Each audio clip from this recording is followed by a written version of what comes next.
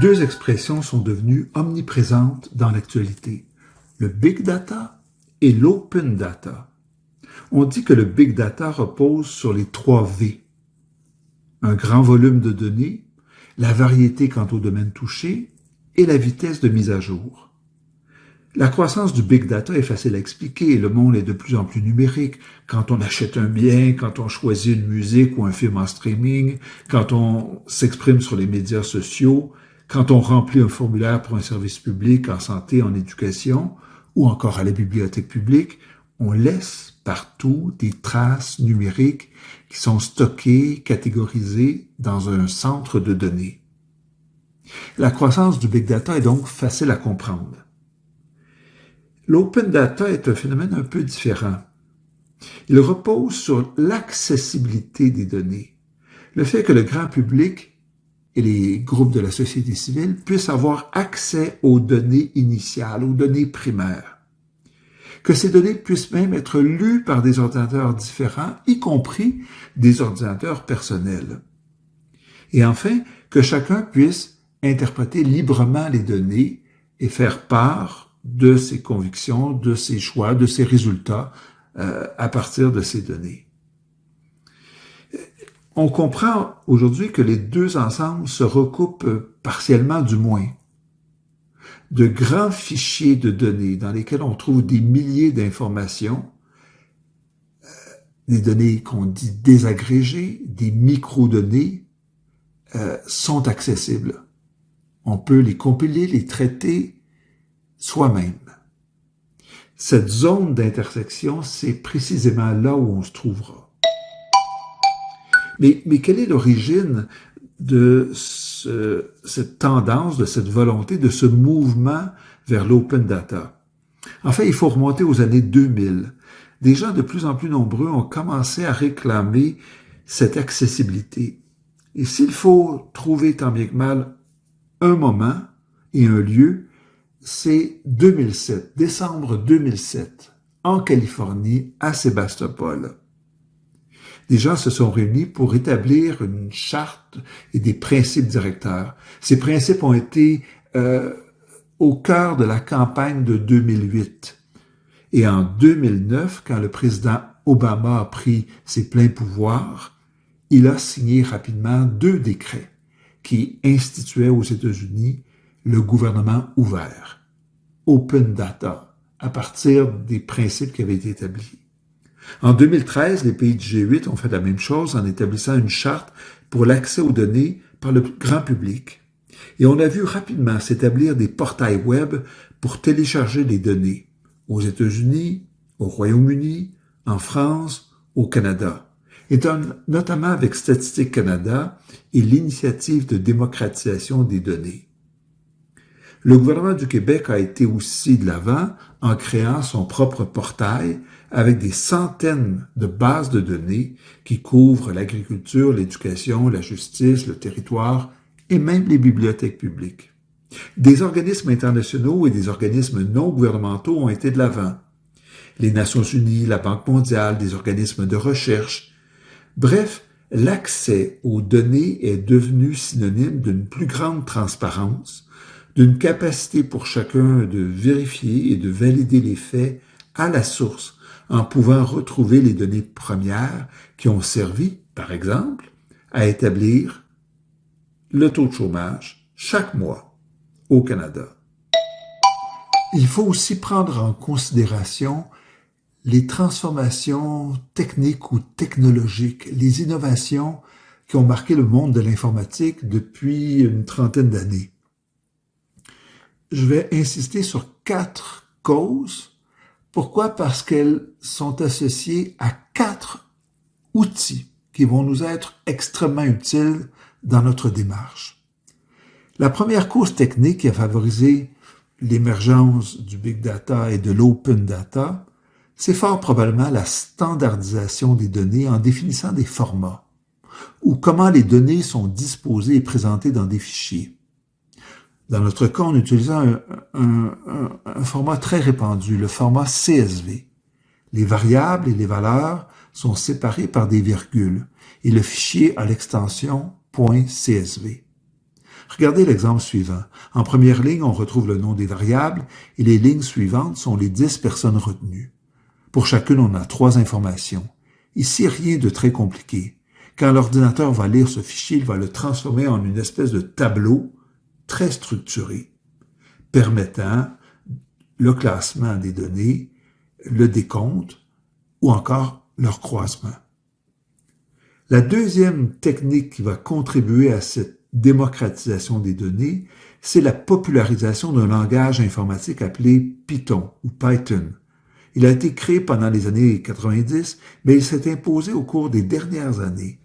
Et selon certains index, il serait devenu le langage le plus utilisé à travers le monde. Et ce pour une raison, sa simplicité. Mais attention, bien que simple, il a ses règles, sa syntaxe, sa grammaire. Et si une règle n'est pas respectée, on a une erreur. Regardez l'exemple le plus simple. Si je veux qu'il écrive le mot bonjour, je dois le faire en utilisant la fonction print, avec les 2 parenthèses. Si j'oublie la seconde parenthèse, Python va me dire qu'il y a une erreur.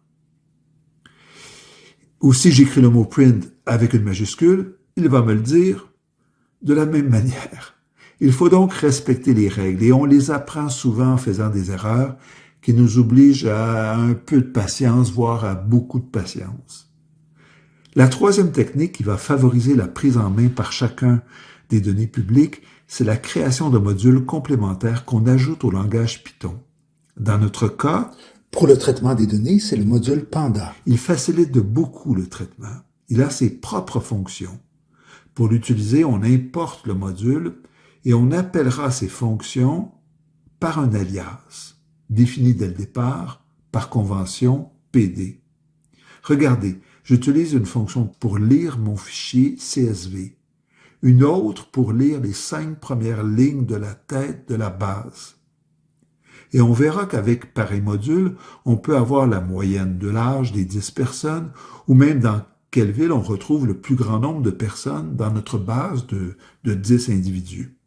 Ici, ça semble banal, voire compliqué pour rien, mais quand on travaille sur du big data, avec des milliers de lignes ou d'individus ou de cas, ça devient un outil extrêmement précieux. La quatrième et dernière innovation technologique qui va représenter pour nous un immense avantage, c'est la création au cours des dernières années d'interfaces web. On va opter pour Google Colab, un produit Google évidemment. Le grand avantage, il est gratuit. Et surtout, tout est déjà installé sur le nuage de Google. Il suffit d'avoir une adresse Gmail. Pour le retrouver, on va sur le navigateur que vous connaissez, on écrit Google Colab et on retrouve aisément le site. Il suffit ensuite d'aller chercher Notebook, puisque c'est là-dessus qu'on fera notre travail. Voilà, on en sait assez pour le moment. Passons à la pratique. Comme premier exemple pratique, imaginons un questionnement. Imaginons que je veuille connaître la répartition des incidents de sécurité publique dans la ville de Sherbrooke, tels que recensés par le service de police. Combien d'accidents avec blessés, combien de vols ou combien de cas de conduite avec faculté affaiblie. On pourrait se fonder sur des impressions, des intuitions ou l'opinion. Mais on pourrait aussi chercher dans les médias, ça serait déjà beaucoup mieux. On pourrait examiner les rapports de la ville de Sherbrooke, ça serait encore mieux. Mais on pourrait aussi consulter directement les bases de données, aller à la source. Donc, allons sur le site de Données Québec. Dans la fenêtre de recherche, écrivons Sherbrooke, sécurité. Rapidement, la première donnée qui apparaît, la première ressource qui apparaît, c'est celle qui nous préoccupe, les incidents. On voit d'ailleurs que le format CSV est disponible. Cliquons sur la tête de la rubrique et ayons un peu plus d'informations. Puis rapidement, allons jusqu'au format CSV, allons chercher la zone Explorer et on voit qu'on peut y télécharger nos données. On a à présent tout ce qu'il faut pour aller de l'avant avec nos données. On ouvre un nouveau notebook, le document sur lequel on écrira notre code et où on obtiendra nos résultats. Ça devrait ressembler à ça. La zone de gauche peut être élargie pour y voir un peu plus clair. Et là, il y a un bouton qui nous permet d'importer nos données, notre fameux fichier CSV. Voilà, il se télécharge, il est installé. Bon, là, il nous reste à présent à ouvrir dans la zone de droite des cellules de code.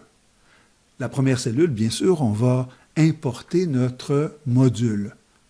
Import panda as.pd, c'est-à-dire l'alias. Une fois cela fait, on appuie sur la petite flèche, on voit qu'il y a un crochet vert, tout se déroule bien. Deuxième ligne, peut-être la plus importante, base égale pd.read-csv,